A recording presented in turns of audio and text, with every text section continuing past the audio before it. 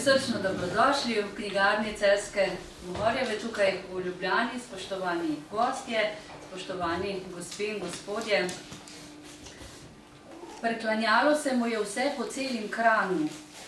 Približno tako je Matija Čop zapisal o Matevžu Ravnikarju, prenovitelju slovenske proze in tržaško-koprskemu škofu, od rojstva katerega bo 20. septembra letos minilo 250 let. Ob tej obletnici smo tudi v tem letu zato veseli nove monografije o tej markantni osebnosti slovenskega prostora, druge knjige v zbirki Testes temporum priče časov, ki jo izdaja Celjska Mohorjeva družba v sodelovanju s Teološko fakulteto Univerze v Ljubljani, ki je knjigo tudi finančno podprla, to monografijo pa tudi vso založništvo z Goriško Mohorjevo družbo.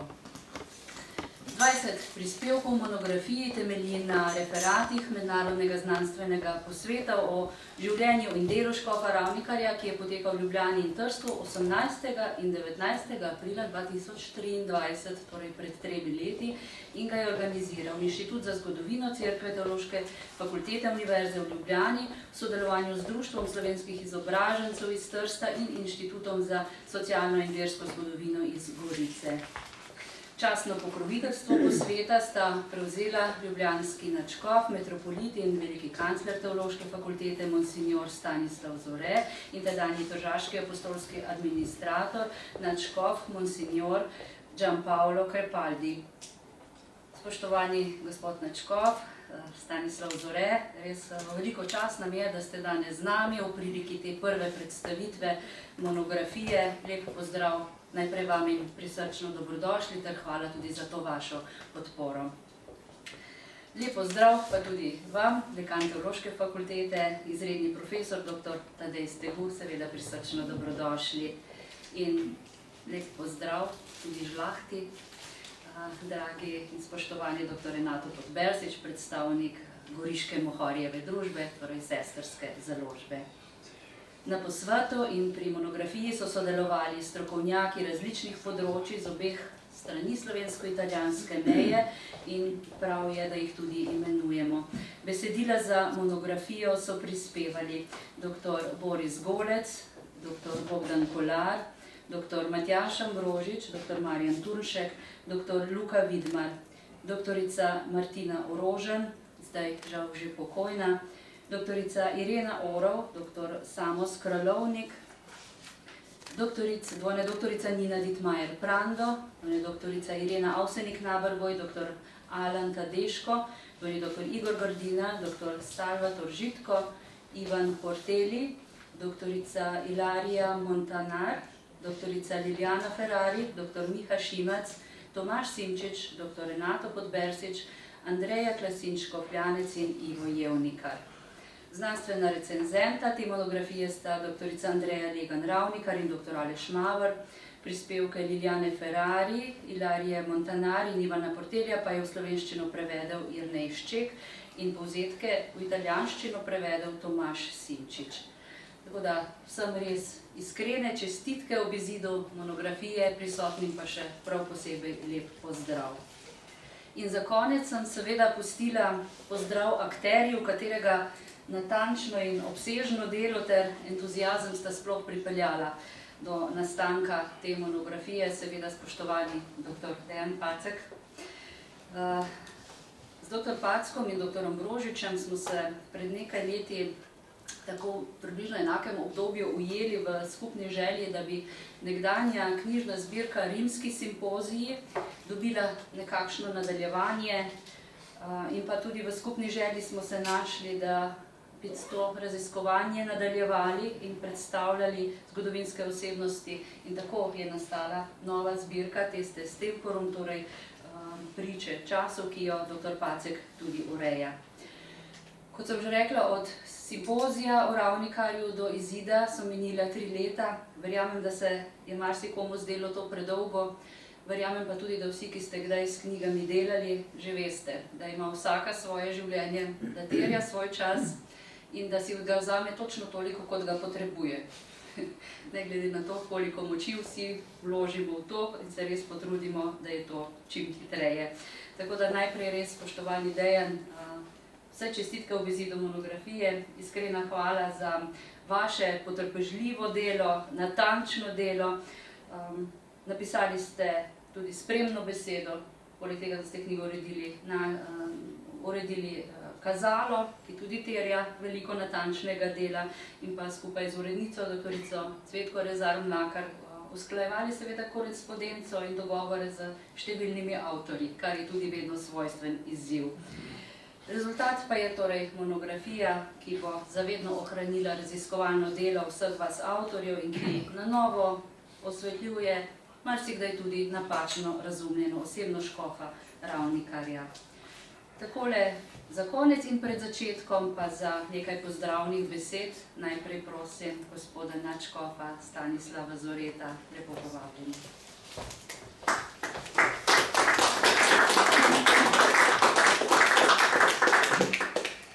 Najprej hvala lepa za povabilo in iskrene čestitke, iskrena zahvala vsem predstavnikom, ustvarjalcev, tudi tistih, ki jih sedaj ni tukaj, in vsem vam, ki ste navzoči na tej predstavitvi te monografije.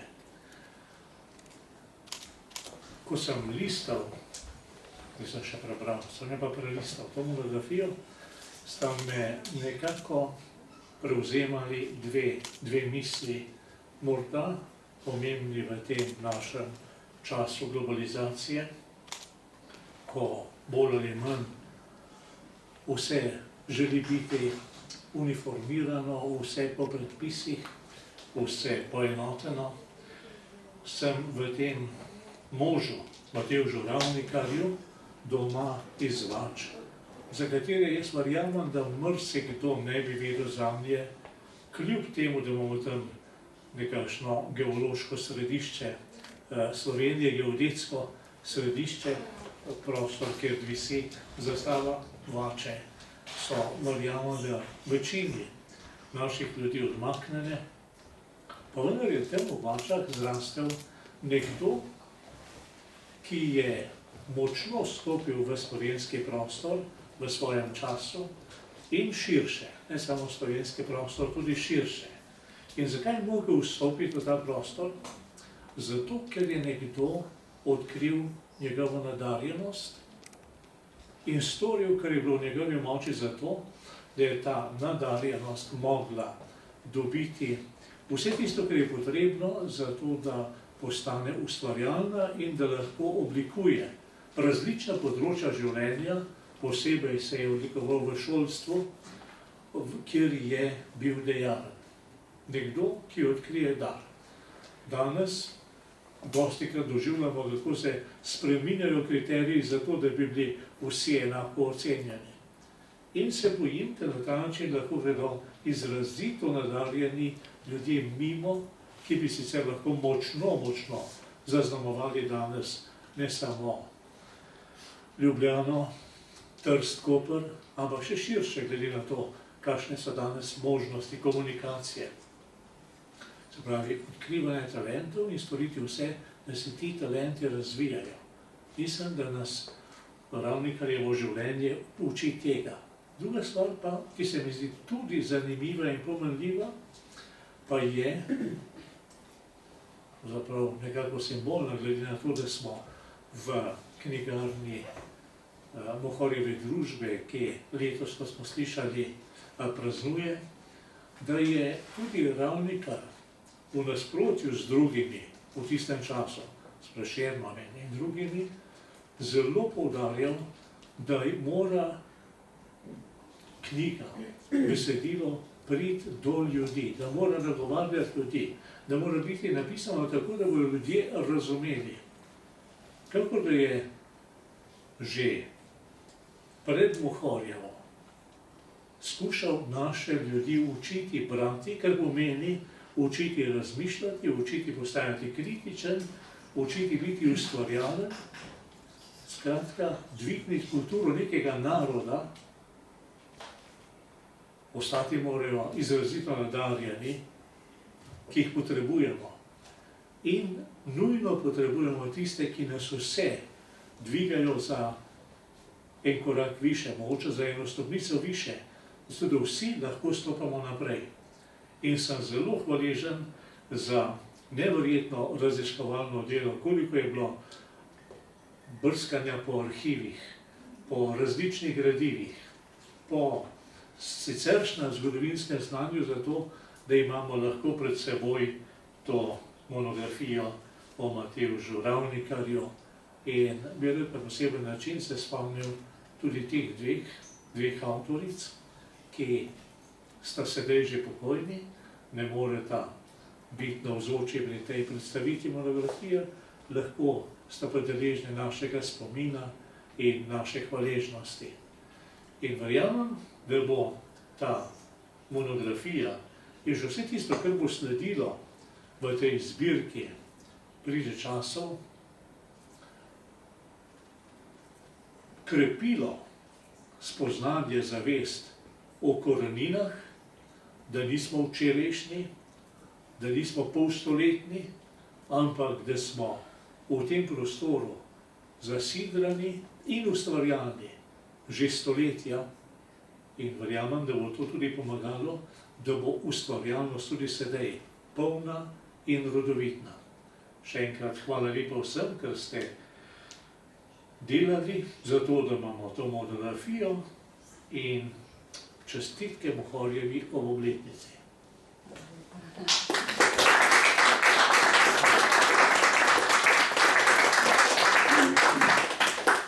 Najlepša hvala, gospod Načkov. To nam zelo veliko pomeni. Krasno izhodišče ste seveda dali tudi o pomenu knjige in zato tudi dr. Tadeja Steguja vabim k besedi in predvsem v zahvali, da tudi vi razumete, kako pomembna je knjiga in da ste tudi izid knjige pripravljeni podpreti. Lepo prosim, povabljeni.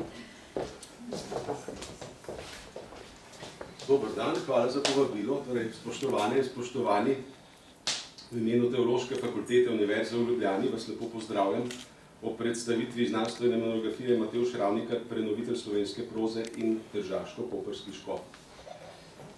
Res, na Teološki fakulteti smo posebej veseli in ponosni na to, da smo kot sozaložnik lahko sodelovali pri nastanku tako pomembnega dela. Delo je rezultat, kot je bilo že rečeno, večletnega raziskovalnega prizadevanja in plod uspešnega sodelovanja med Teološko fakulteto Univerze v Ljubljani, Celjsko Mohorjevo družbo in Goriško Mohorjevo družbo. Iskrena hvala uredniku, avtoricam, avtorjem prispevkov ter vsem, ki so s svojim delom prispevali k nastanku monografije. Posebej bi še enkrat spomnil na to, da je njenemu izidu podtlakoval mednarodni znanstveni posvet o življenju in delu škofa Matevža Ravnikarja, ki je pred 3 leti povezal raziskovalce tako v Ljubljani kot v Trstu in drugod. In mislim, da je današnji dogodek lep dokaz tega, kako lahko znanstveni dialog preraste v trajno, dragoceno publikacijo, kot je ta. Monografija osvetljuje osebnost škofa Ravnikarja, ki je bil pomemben soustvarjalec slovenskega narodnega preporoda, zavzet zagovornik razvoja slovenskega jezika in dejaven cerkveni voditelj.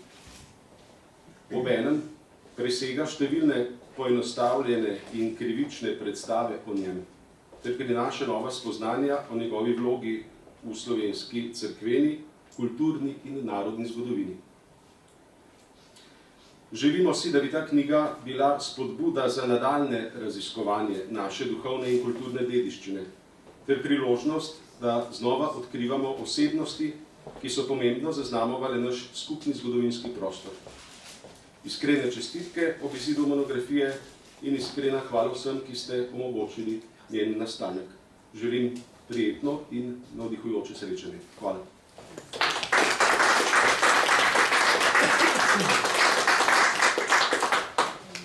Najlepša hvala. Prav včeraj smo v Celju imeli srečanje 3 Mohorjevih sester in smo govorili prav o pomenu knjige in zelo vesela sem, da je tudi naše sodelovanje, torej založb v Gorici, Celovcu in Celju, med drugim našlo rezultat tudi v eni izmed številnih skupnih knjig, ki jih pripravljamo, torej tokrat z Goriško Mohorjevo družbo. Spoštovani dr. Renato Podbersič, povabljeni besedi. Spoštovane gospe in gospodje, lepo pozdravljeni na tej predstavitvi. S tem krepimo enoten slovenski kulturni prostor. V imenu mojega soimenjaka, monsinjorja Renata Podbresiča, ki je predsednik Goriške mohorjeve družbe. Vse lepo pozdravljam in hkrati tudi se veselimo tega pomembnega dela. Z profesorjem Tomažem Simčičem sva tudi člana upravnega odbora. Naj bo še več teh tovrstnih prireditev in predstavitev in skupnih del. Naj bo to tudi dokaz, da se slovenstvo ne neha na Trojanah in na Vrhniškem klancu, da imamo še veliko skupnega za povedati, da se utrjuje naš kulturni prostor tudi z odličnim sodelovanjem pri pripravi samega simpozija, ki je, glej ga zvonka, potekal v 2 mestih, eden za drugim, najprej v Ljubljani, potem v Trstu, da so pri sami monografiji in na simpoziju sodelovali italijanski in furlanski kolegi, kar je posebej nekako nas veseli, kajti te interakcije med nami, našimi zahodnimi sosedi je še vedno premalo. Ne nazadnje na koncu, če mi dovolite, gospod Načkov je omenil goriško rojakinjo furlanskega rodu posredno, jaz jo bom še neposredno. Kolegica Ilarija Montanar je zadnjič v svojem življenju sodelovala na tem našem simpoziju, čez dobrega pol leta je že ni bilo več med nami. Tako da, spoštovana kolegica tudi z tega mesta, hvala lepa. Vam vsem pa želim lepo predstavitev še naprej.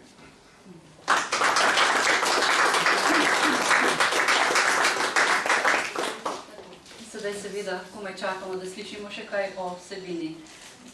Dr. Luka Vidmar, Tomaž Simčič, dr. Irena Orov, dr. Matjaž Ambrožič, predajam vas dr. Dejanu Placku. Hvala za besedo. Tako se zahvaljujem mojim današnjim sogovornikom, ki so se odzvali na povabilo. V pogovoru, ki sledi, bomo odstrli izbrane vidike ravniškega delovanja, posebej tiste, ki so se jim moji sogovorniki posvetili in predstavili najprej na posvetu, potem pa tudi v pričujoči monografiji. Začnimo pri vas, dr. Ambrožič. Čeprav je bila Ravnikarjeva življenjska pot tesno povezana z šolstvom, je bil v prvi vrsti duhovnik in kasneje škof. Kakšen položaj katoliške cerkve v Habsburški monarhiji v predmarčni dobi in kako se je to odrazilo v Ravnikarjevem primeru? Lep pozdrav tudi z moje strani. To je bil poseben čas v znamenju trikratnih francoskih zasedb dovršnjega dela našega današnjega ozemlja. In seveda prav v tem času je nekako Ravnikar nastopil kot duhovnik in hkrati seveda kot izredno talentiran, užival neizmerno zaupanje takratnega nadškofa Mihaela Brigide. Torej, posvečen je bil leta 1802 in še istega leta ga je kot novomašnika takratni nadškof Brigido imenoval za ne samo profesorja, kar je postal leto kasneje, ampak celo za rektorja bogoslovnega semenišča. To je nekaj takega, kar v slovenski cerkveni zgodovini ne pomnimo, da bi novomašnik postal direktno odgovoren za intelektualno, pa tudi duhovno, rekli, formacijo bogoslovcev. Namreč njegova profesorska kariera je bila v glavnem povezana z poučevanjem dogmatike, je ena od temeljnih ved na teološkem študiju, potem pa je vmes še predaval verouk za filozofske študente, pa zelo zgodaj tudi pedagogiko, ki so ji takrat rekli vzgojoslovje. Skratka, v sebi je združeval to talentiranost in seveda tudi željo, da v tistih zmedenih časih pred padcem Napoleona skuša čim več iztržiti tudi iz francoske takratne visokošolske reforme, tako da je tudi kot profesor in kot rektor bogoslovnega semenišča odigral svojo vlogo. Je pa tukaj treba povedati, da mu je seveda hrbet ščitil takratni škof Kavčič, kajti on je bil dejansko tisti, ki se je moral neprestano s Francozi dogovarjati koliko bogoslovcev mu bodo pustili v semenišču, koliko mu jih bojo pa rekrutirali k vojakom. Ne? Kajti to obdobje je bilo res zelo naporno. No, potem po Dunajskem kongresu seveda so šle stvari nekoliko lažje, navidezno, ampak se je še zmeraj država vtikala v število mest v bogoslovnem semenišču, jih omejila tam na številko okrog 50 in vsi ostali, seveda, ki so želeli takrat teološki študij rekli študirati, ne, so to morali početi kot neke vrste eksternisti, zasebniki prvi 2 leti in prav za te bogoslovce, ki so stanovali zasebno izven semenišča, je Ravnikar velikokrat posredoval, da so sploh imeli sredstva za življenje in preživetje. No, kasneje so se potem stvari nekoliko bolj stabilizirale s prihodom škofa Alojzija Wolfa, ampak potem pa je seveda že kmalu bil Ravnikar leta 1827 odpoklican v Trst. Hvala. Dr. Vidmar, realizirali in na novo ste vrednotili Ravnikarjevo vlogo v slovenskem narodnem preporodu. Predstavili se kot enega ključnih akterjev tega zgodovinskega obdobja. S čim si Ravnikar zaslužil mesto ob Čopu, Kopitarju, Vodniku in Zoisu?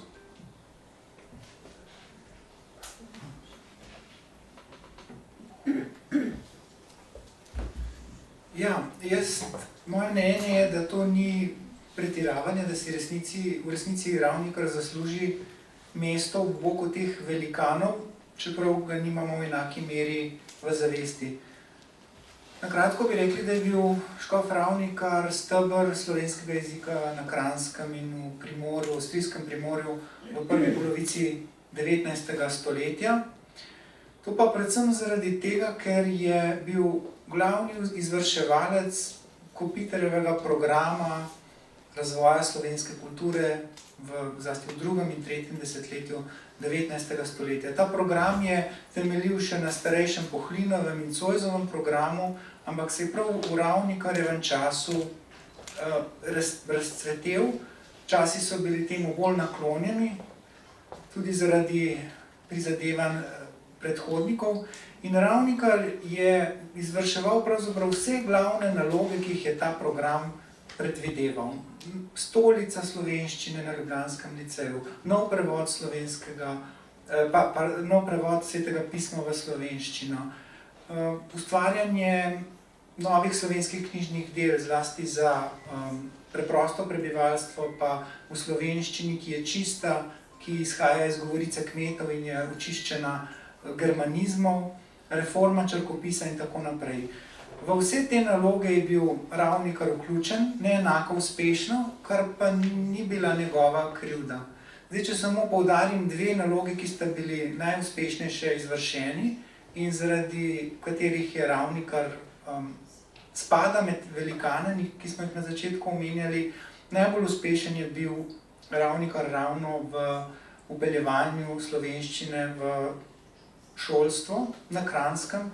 Zaslužen je za to, da so osnovne šole na podeželju v velikem številu sprejele slovenščino kot učni jezik. Pri tem je bil sicer podporo tudi Zoisa in Kopitarja, ampak vendarle je bil Ravnikar najbolj zaslužen za napredovanje slovenščine v osnovnem šolstvu na Kranjskem na podeželju v tem obdobju. Poleg tega pa je seveda zaslužen za ustanovitev stolice za slovenski jezik na ljubljanskem liceju. 1815 do 17 je bila ta stolica ustanovljena. S tem je nadaljeval dela predhodnikov, kot so bili Kumardej, Linhart, ne nazadnje tudi Maršal Marmon v času ilirskih provinc. Vse to so bili koraki, ki so bili izjemno težki in brez katerih slovenščina ne bi nikoli dosegla dosežkov v tem razvoju emancipacije, v boju za enakovredno mesto z nemščino. In Ravnikar je slovenščino pravzaprav pripeljal v višje šolstvo. Ta dosežek težko danes ocenimo pravično.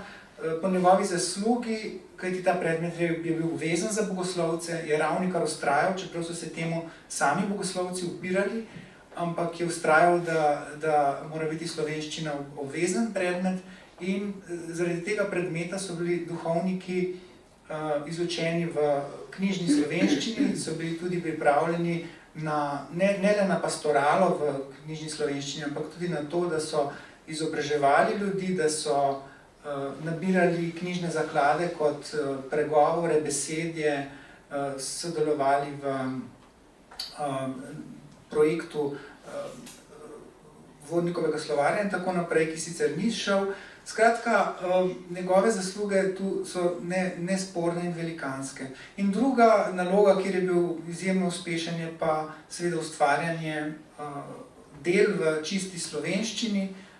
Ta dela so ne samo se zelo razširila med bralstvom, ampak so spodbudila novo generacijo piscev, ki so Ravnikarja posnemali.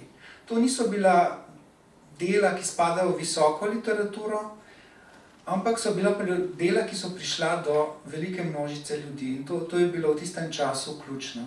Za vse druge točke tega programa, kjer je bil Ravnikar manj uspešen, in to je bila recimo reforma črkopisa, pa prevod Svetega pisma v slovenščino, za neuspehe na tem področju ni bil kriv Ravnikar.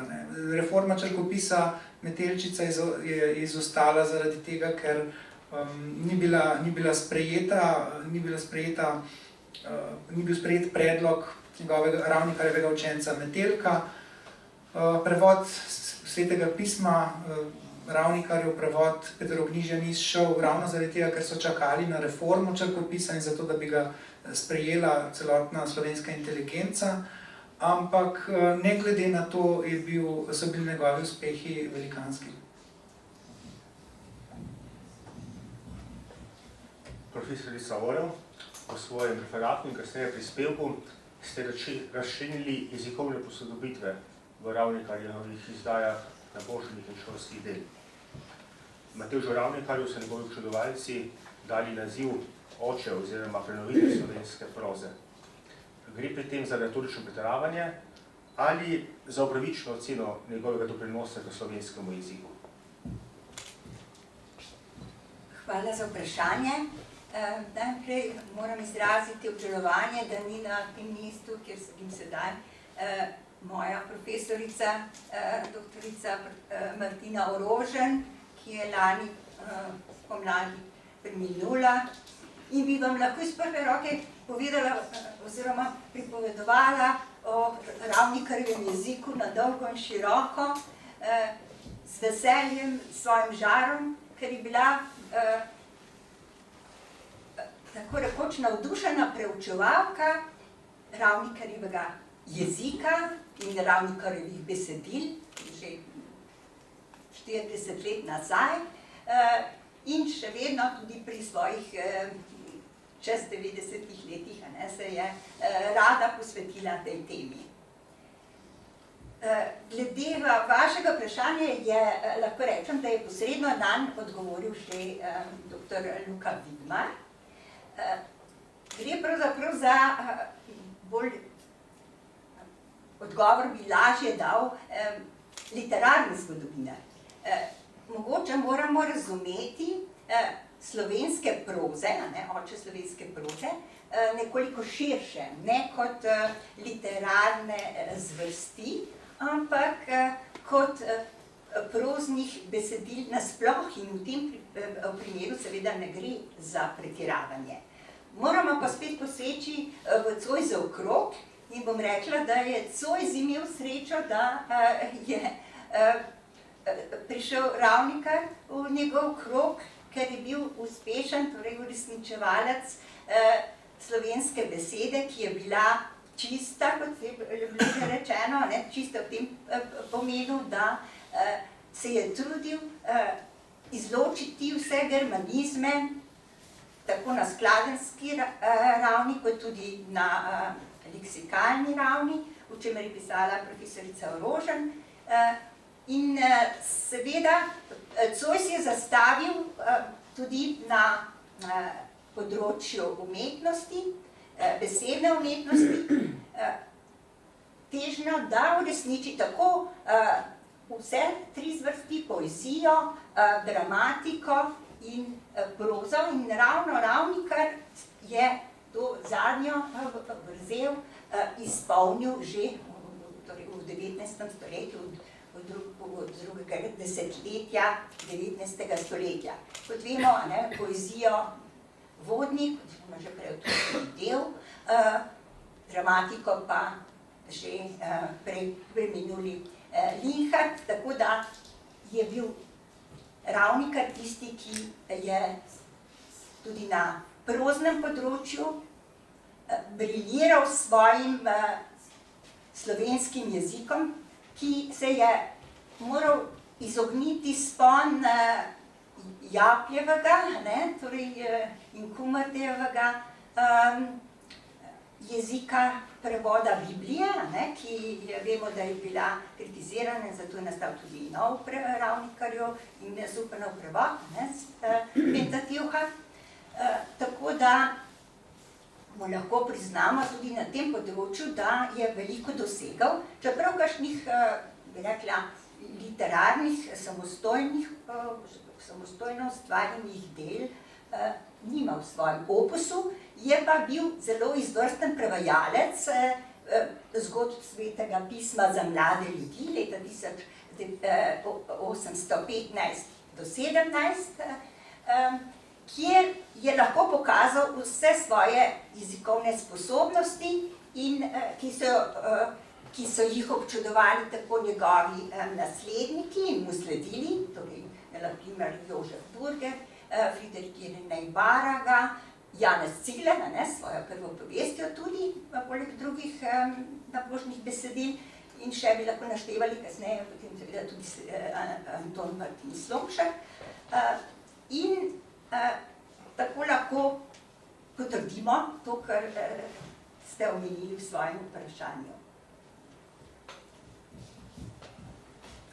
Hvala. Gospod Simčič, Ravnikar se leta 1827 iz Ljubljane preselil v Trst. 3 leta pozneje ga je imenoval za tržaško-koprskega škofa. Kakšne so bile takrat razmere v tržaško-koprski škofiji in katerim vidikom cerkvene uprave in pastorale je kot škof namenjal največ pozornosti?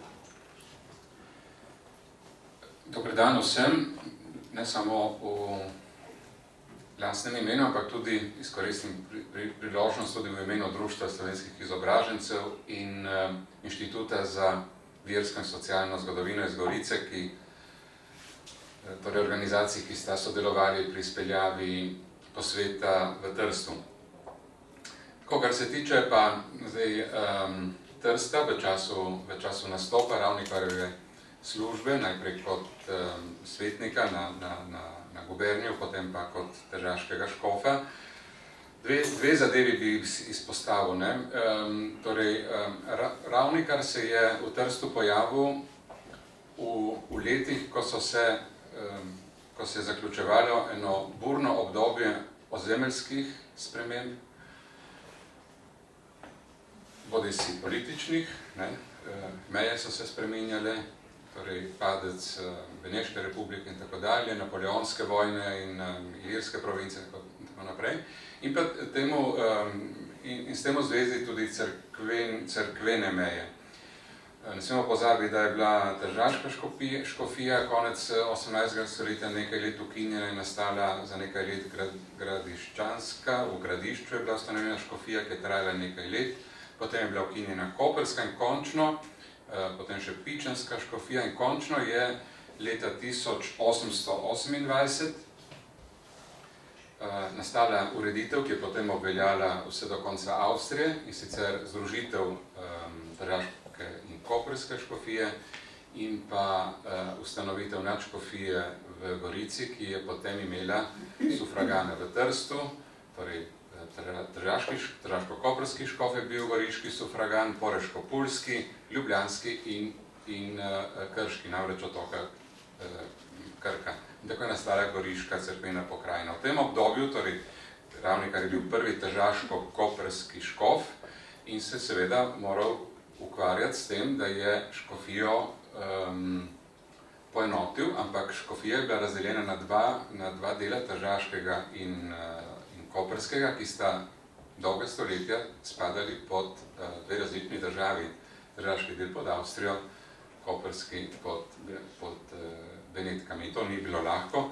Druga zadeva pa je bil rast samega Trsta, ki se je že v 18. stoletju začel razvijati v Empori in v glavno pristanišče avstrijske Avstrije. Potem ta razvoj za časa francoske zasedbe se nekoliko upočasnil zaradi vojn in tako naprej, je pa začel pospešeno se nadaljeval v 19. stoletju. Recimo kot primer naj povem, da se prav v obdobju Ravnikovega škofovanja se je prebivalstvo osrednje tržaške župnije, ki je bila župnija Novega svetega Antona, se pravi Novega mesta, podvojilo, od 14.000 leta 1831 na 30.000 1841, se pravi nekaj let pred Ravnikovo smrtjo. Potem kasneje je ta rast prebivalstva šla še hitreje naprej, se eksponentno rasla. In tudi to je seveda predstavljalo izziv, ne nazadnje tudi zato, ker je v Trstu raslo meščanstvo, torej buržoazija, ki je bila prepojena z drugačnimi ideali, kakor torej liberalnimi, bi lahko rekli, razsvetljenskimi. Ampak v času Ravnikarjeva do kakšnih odkritih polemik ni prišlo, to je potem prišlo na dan kasneje, ampak razvoj se je začel že seveda v prvi polovici 19. stoletja. Torej, na kratko še povem, kot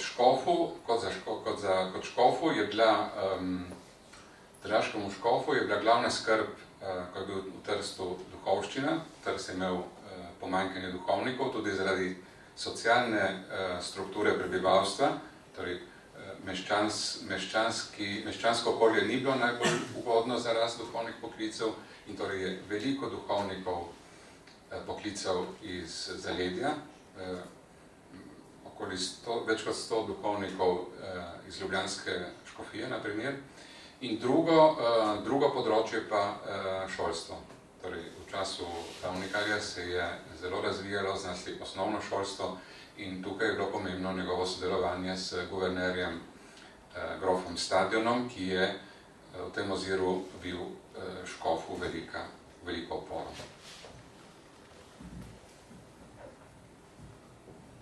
Hvala. Dr. Ambrožič, v svojem prispevku ste Ravnikarja predstavili kot bogoslovnega profesorja, rektorja semenišča in stojnega kanonika. Je v vseh treh vlogah pustil enako vlogo posled? Ne, gotovo največjo v profesorski službi, kjer je več kot 24 let predaval dogmatično teologijo.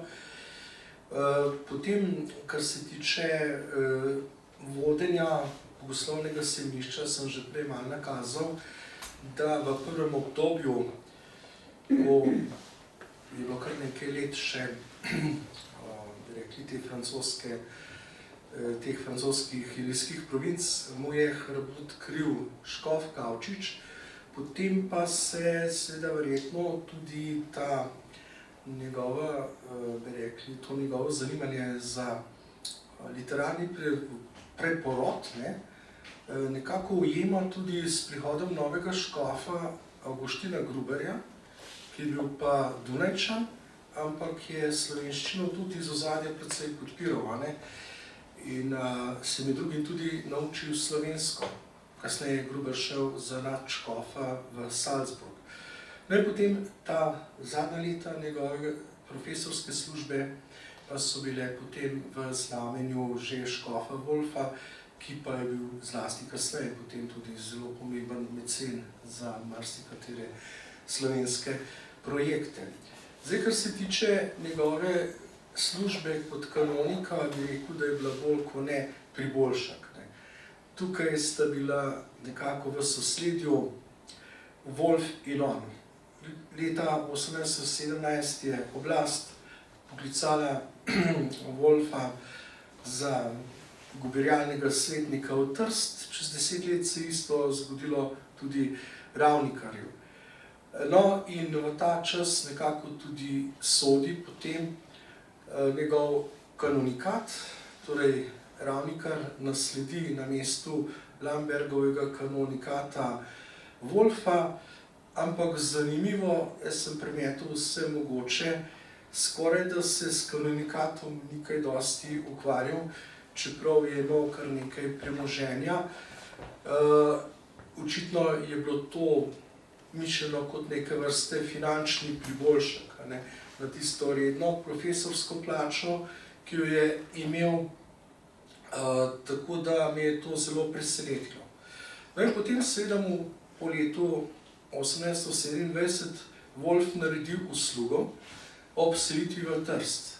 Namreč v Trstu, da bi bil vsaj nekako po časti enak tržaškim kanonikom, mu Wolf priskrbi častni kanonikat v Ljubljani. In potem seveda ostane nekako na spisku častni kanonik tudi še v tistem obdobju, ko je potem dejansko bil tudi še že tržaški škof v letu 1830. Tako da ti dve zadevi sta bolj tako v senci vsega ostalega, kar je Ravnikar počel, se mi zdi. V tem ni nič protipravnega. Ja, takrat, veste, je bilo to drugačne. Mi moramo vedeti, da so bili kanonikati in so še danes dveh vrst. Eni so bili deželno-knežji ali cesarski, drugi so bili pa zasebni. In on je imel Lambergov kanonikat. In to se pravi zasebni kanonikat in seveda kot tak je imel določene mašne obveznosti, približno 254 svetih maš na leto po obveznosti za opraviti, po reformi, ki se je zgodila nekaj let pred njegovim nastopom. Drugače pa, da bi pa nekaj vidnejše vlogo igral v, bi rekli, kapitlu, to pa ni bilo za zaslediti. So imeli ti, bi rekli, originalni deželno-knežji kanoniki, kot se gleda, vendarle bolj višji položaj kot ti, ki so bili kanoniki zasebnih kanonikatov. Hvala. Dr. Vidmar, Ravnikar je markantna, a danes zapostavljena osebnost slovenske zgodovine. Tudi zaradi Prešernovega epigrama se ga drži sloves avtorja neposrečenih jezikovnih rešitev. Zakaj so njegove dejanske zasluge do danes ostale neprepoznane? Ja, kar takoj na začetku povem, da so ti očitki povsem neutemeljeni in krivični. Tudi če izhajamo samo iz Prešernovega epigrama, je to vendarle neka majhna bodica pesnika, ki je svojim sodobnikom namenjal veliko bolj ostre očitke. In v resnici sta Prešeren in Čop Ravnikarja neizmerno spoštovala in mu priznavala vse zasluge za slovenski jezik in njegova dela imela za zgledno slovenščino. Tako da že takoj na začetku, že če izhajamo iz sodb sodobnikov, ta ocena ne vzdrži. Problem Ravnikarjeve podobe je pravzaprav vezan na kasnejši razvoj slovenskega narodnega gibanja ali pa nacionalne ideologije, ki je nekako v zadnji tretjini 19. stoletja izbrala Čop Prešernov koncept slovenske kulture, ki je bil kozmopolitski, osredotočen na meščanstvo, na visoko literaturo, na posnemanje zahodnoevropskih literatur in to nacionalno gibanje je tedaj opustilo Zois Kopitarjev koncept, utilitarni koncept slovenske kulture, ki je bil osredotočen na kmetstvo in na leposlovje oziroma bolje rečeno slovstvo, književnost za kmete in pa na jezik, ki je izhaja iz govorice kmečkega prebivalstva. Ta sprememba je bila razumljiva, ampak je po nepotrebnem prizadela Ravnikarja, kot človeka, ki je uresničeval ta starejši program slovenske kulture in vse skupaj se je še poslabšalo v 20. stoletju. Po eni strani so Ravnikarja povezovali z Kopitarjem, ki je bil prav tako po nepotrebnem očrnjen kot nekakšen antipod Prešerna.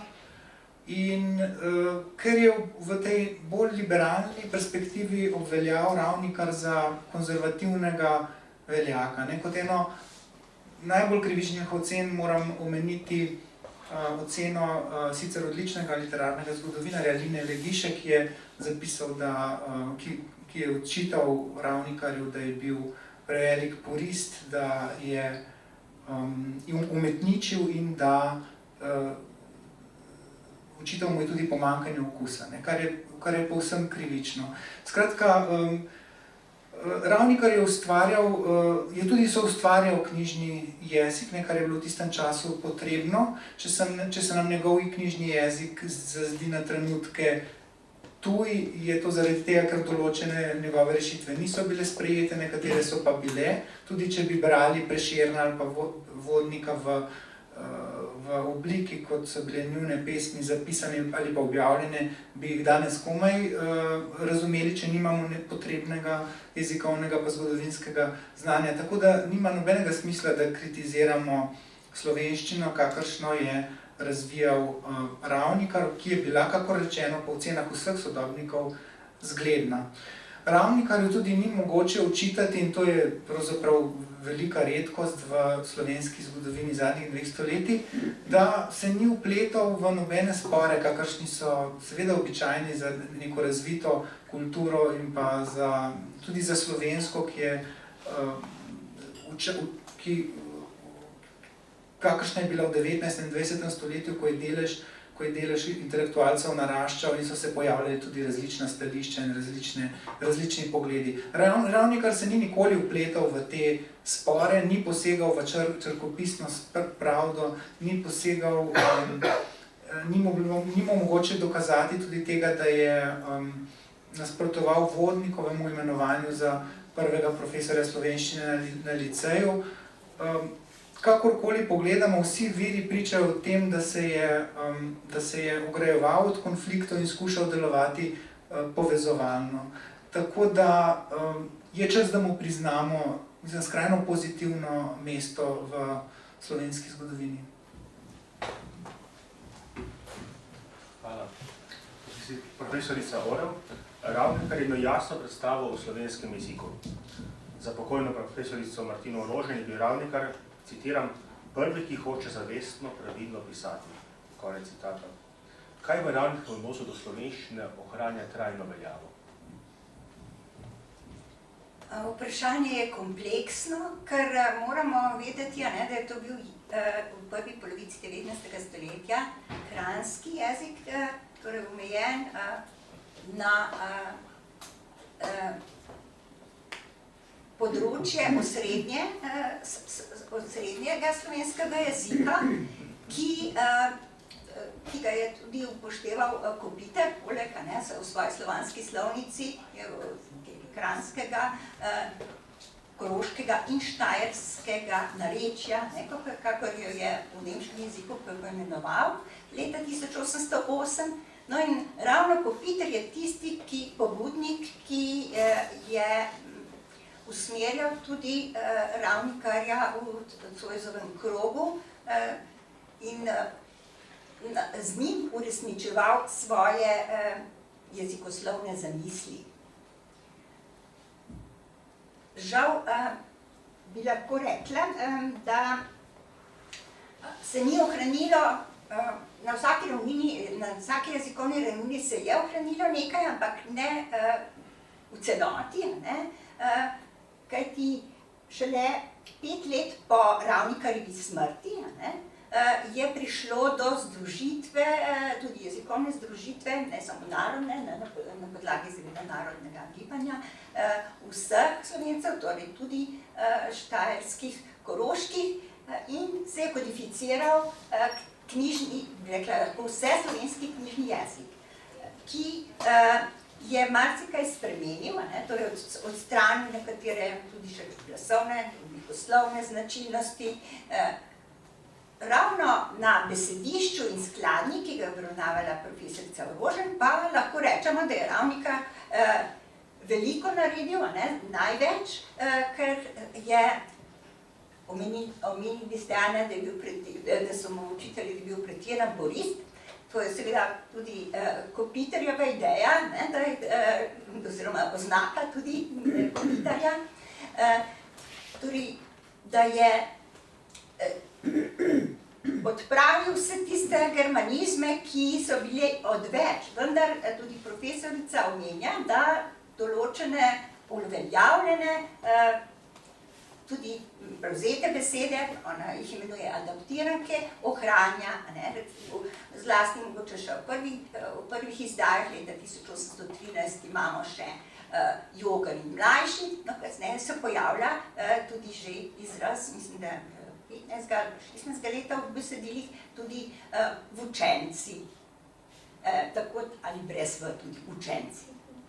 Tako da je tudi Ravnikar vse skozi rasel, in to sem jaz v svojih primerjavah s različnimi izdajami, ki jih je Ravnikar napravil, da je stalno stremel k izboljšanju slovenskega jezika, da je popravljal besedila, ki so predhodno išla, tako recimo abecednik, tako tudi v pripomočku Boga prav spoznati in častiti, ima še daljši naslov, ki jih imamo v več izdajah, pa seveda tudi v Sveti Maši, ki jo je izdajal že Jurij Golmajer, 11 izdaj je bilo že pred Ravnikarjevem, 12 pa je bila Ravnikarjeva in se vidi, kaj vse je spremenil in res izboljšal svoj jezik po načelih Zoisovega kroga oziroma tudi Kopitarja, tako da Kopitar ga je zelo cenil in cenil ga je tudi kasnejši jezikoslovec Franc Miklošič, ki je bil slavist in prvi profesor Dunajske univerze, tako da ga je upošteval tudi v svojih delih, včasih tudi omenil, da določene jezikovne rešitve niso bile prave, večinoma pa ga je dajal za zgled dobrega slovenskega jezika, torej tudi še od leta 1850 dalje. Če omenjam na glasoslovni ravnini, je Ravnikar odstranil še tiste dolenjske značilnosti, ki so se širile na podlagi ne samo Japljevega prevoda, ampak kolektivnega prevoda Svetega pisma od leta 1784 do 1802. Pa je sprejel recimo monoftongični sestav naglašenih samoglasnikov, torej takega, kot ga imamo danes, tudi nekatere oblikoslovne rešitve so blizu današnje, druge pa so tudi pustile sled časa, v katerem se je jezik oblikoval tudi pri drugih piscih, tako da niso doživele kontinuitete. No, ravno na besedišni ravni pa lahko rečemo tudi nekatere skladenjske rešitve, recimo predložno-sklonske rešitve, ki jih omenja profesorica, bi to potrdile. Mogoče, da bomo slišali še Ravnikarja, samo dva krajša odlomka omenim iz prispevka profesorice Rožen, ki je obravnavala zgodbe Svetega pisma za mlade ljudi, da boste sami dobili tudi vtis, kaj je ostalo in česa ne. Recimo tukaj pravi, ne bom zdaj nemškega originala brala Krištofa Šmita, ampak samo slovenski. Iztrgano je so besedila nekako. Pa ne manjka se hudobnih ljudi. Jožef je bil brhek mladenač. Putifarjeva žena se mu zmeraj hlini in hoče ga v greh pregovoriti, Jožef ni prvolil, rekel je, kako bi mogel storiti tako hudobijo in grešiti zoper svojega Boga. Ali pa hudo vreme nastopi, kakršnega v Egiptu ni bilo, ker so ljudje po njemu prebivali. Strašno rožlja toča na zemljo, neznano treska vse križem. Vse je bilo v ognju in toči, vsa zelenjava po poljih končana, vse drevje zlomasteno. Živina in ljudje po poljih so pobivani. Tukaj vidimo, da še uporablja trpniške oblike, čeprav je trpnik, se ga je nekako skušal izogniti, ampak ga je še trpne deležnike uporabljal, tudi na podlagi izvirnika, predloge, tako da vedno še, kot je bilo pri Svetem pismu tudi ugotovljeno, da se je navezoval na predhodne izdaje Svetega pisma v slovenščini, se je tudi tu pač kaj ohranilo, ampak skušal je biti zelo slikovit v svojem izražanju, torej to je bila tudi njegova odlika, veliko je uporabljal recimo tudi ljudskih frazemov, oziroma takih izrazov, ki niso bili neposredno povezani z nemškim besedilom. Ga je vžgal, namesto je zbežal in podobno. Ne bi bila rada predolga, ampak nekaj je ostalo.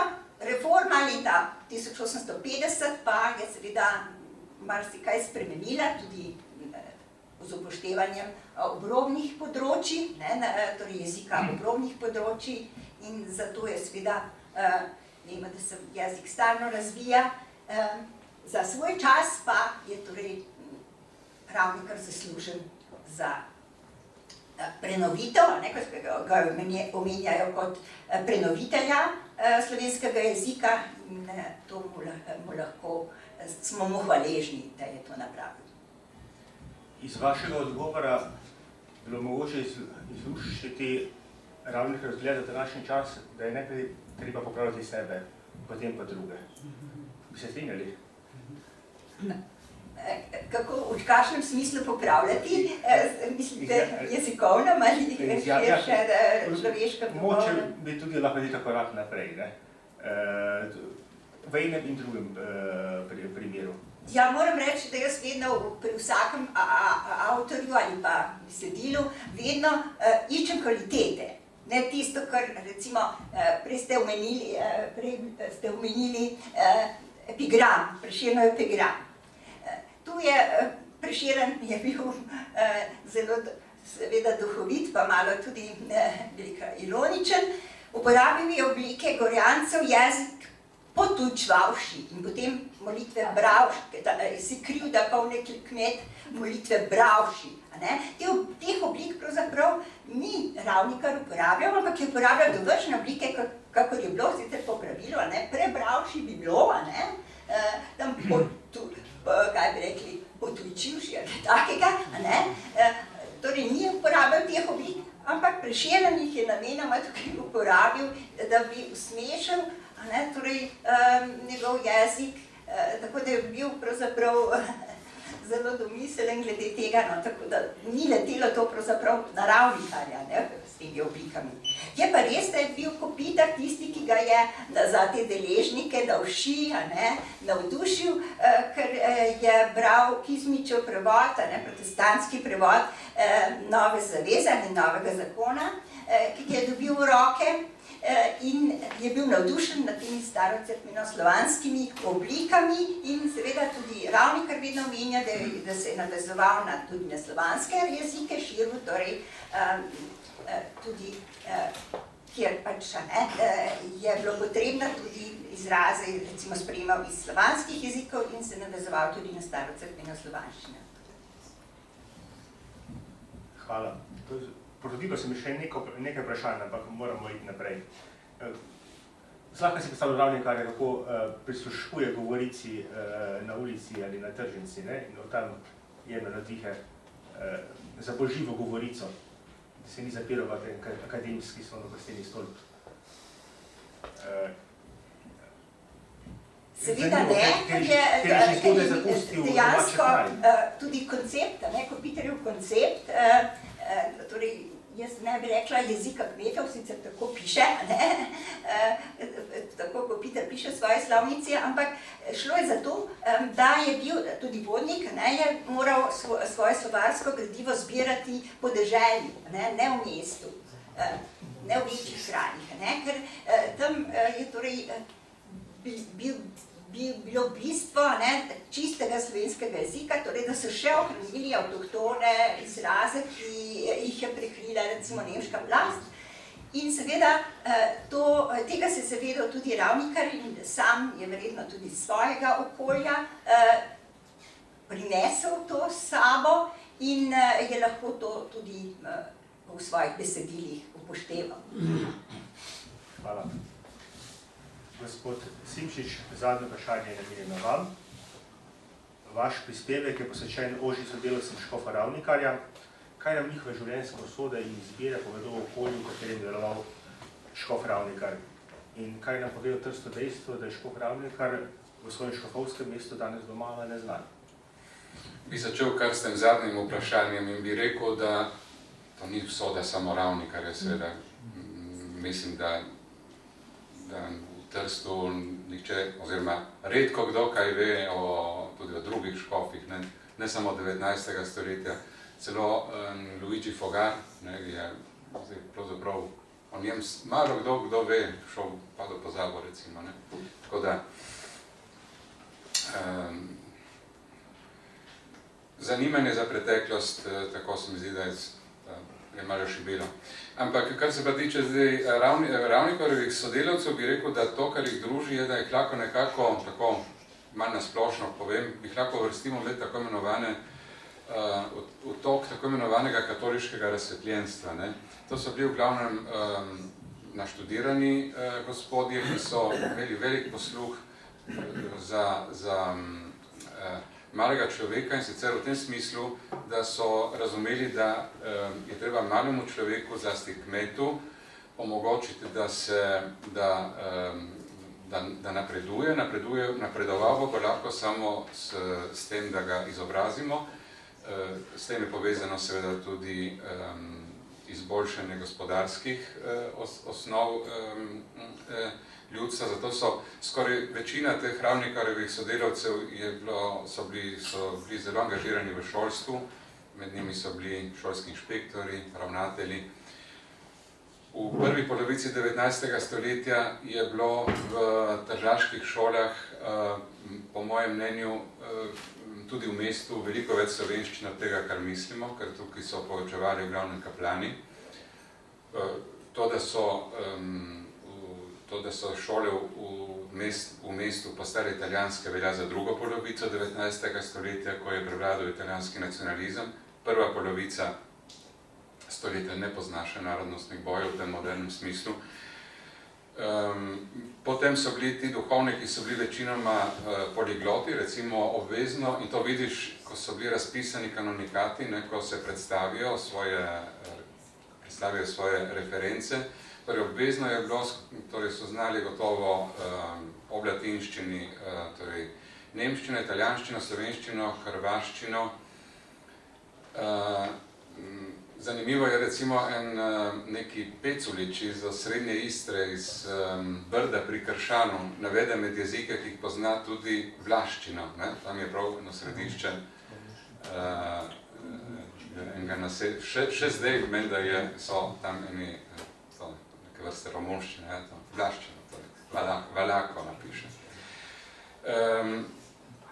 Zanimivo je tudi, kako je škof Ravnikar izbiral potem svoje, bolj kot sodelavce, tudi svoje naslednike, recimo, med temi, ki jih je poslal študirati na Dunaj, v Avguštinej, je bil tudi Juraj Dobrila, kasnejši tržaško-koprski škof in znan kot narodni voditelj istrskih Hrvatov.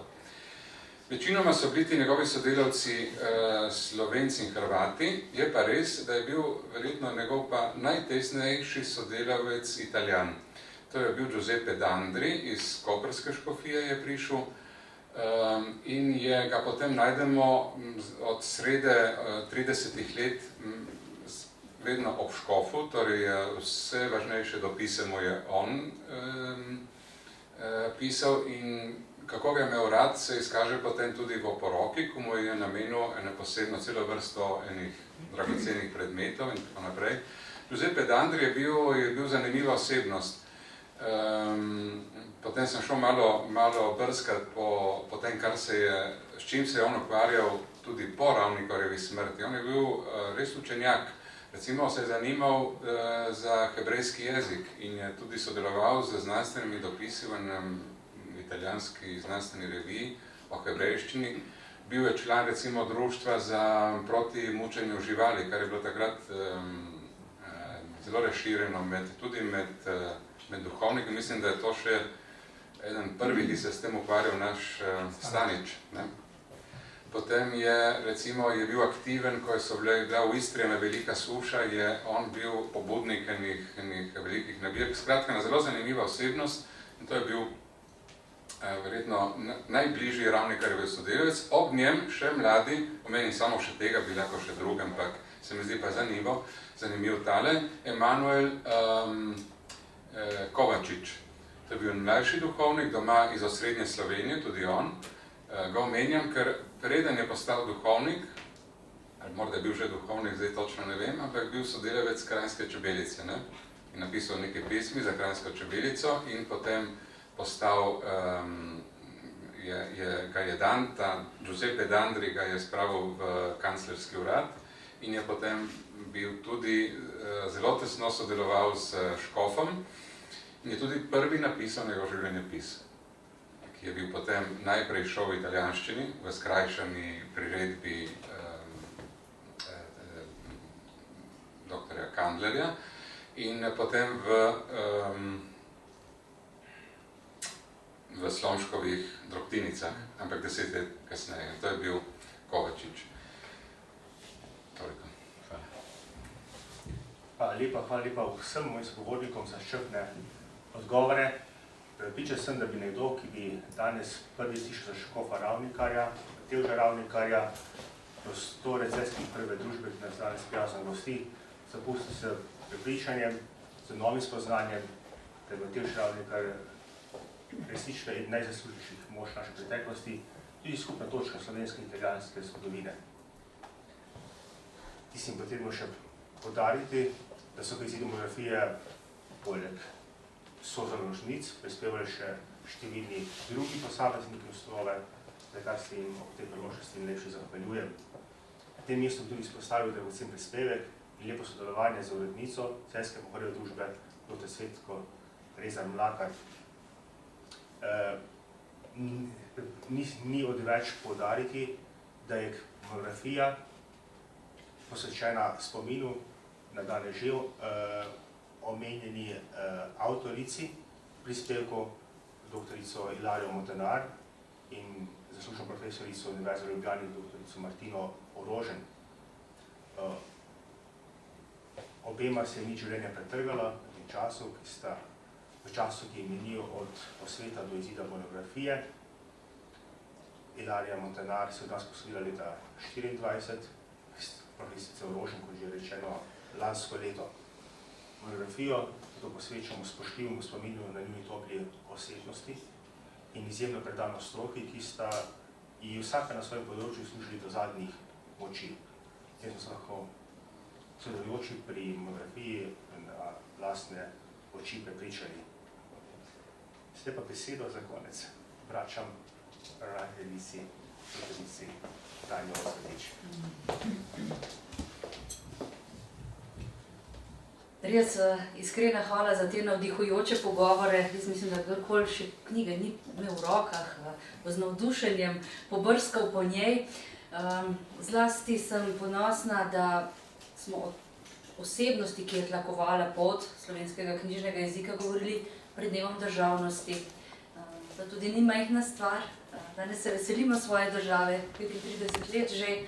In mislim, da smo se danes na lep način državi poklonili tudi s tem, da smo se takole vrnili k koreninam. In če kaj je poslanstvo Mohorjeve družbe, da, tako kot ste rekli, da se bojimo, da Interes za zgodovino in za pomembne osebnosti usiha, torej kot del pomembnega poslanstva čutimo prav to, da kot priče tega časa se vračamo k tem pričam časom.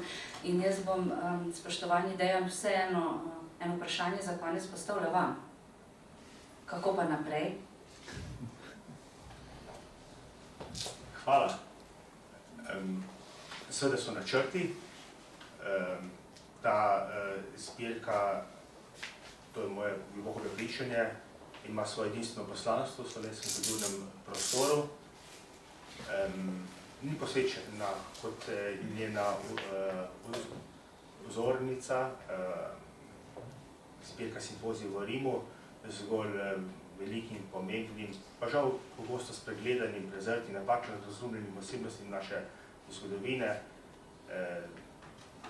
posebej tiste s cerkvenim predznakom, ampak je posvečena tudi obravnavi spregledanih, ne dovolj osvetljenih in drugih tem, ki lahko govorijo nam, sodobnikom, in nas usmerjajo na pota služenja skupnosti, služenja cerkvi in narodu. Načrti so in z dobro voljo in tudi z Božjo pomočjo nam jih bo uspelo uresničiti. Hvala lepa, Bog daj. Imamo občutek, da želite ostati malček skrivnostni, pa naj ostane to tudi zato, da bo ostalo zanimanje za zbirko. Senat teološke fakultete še ni sprejel sklepa. Da, še dobro, da imamo gospoda dekana danes tukaj, ne? Skratka, res lepa hvala vsem za to, da, ja, kot sem že rekla, tudi vi ostajate priče v času vsem svojim raziskovalnim delom, k vsem vam se moramo vrniti. Nismo vam vsem dali besede, ker je dan preprosto prekratek, pa tudi zato, da vas zdaj lahko povabim, da nas zdravimo skupaj, monografiji, škofu Ravnikarju, vsemu temu, kar skupaj počnemo, pa preprosto zato, ker smo že tudi žejni, ne? In da to izkoristimo za priložnost, da še kakšno besedo rečemo, pa kakšno dilemo odpremo. Še enkrat res lepa hvala, spoštovani gospod Načkov, za vašo udeležbo in tudi gospod dekan, pa seveda vedno dobrodošla Goriška Mohorjeva. Hvala lepa vsem vam, lepo poletje vam želim, pa seveda z dobro knjigo v roki.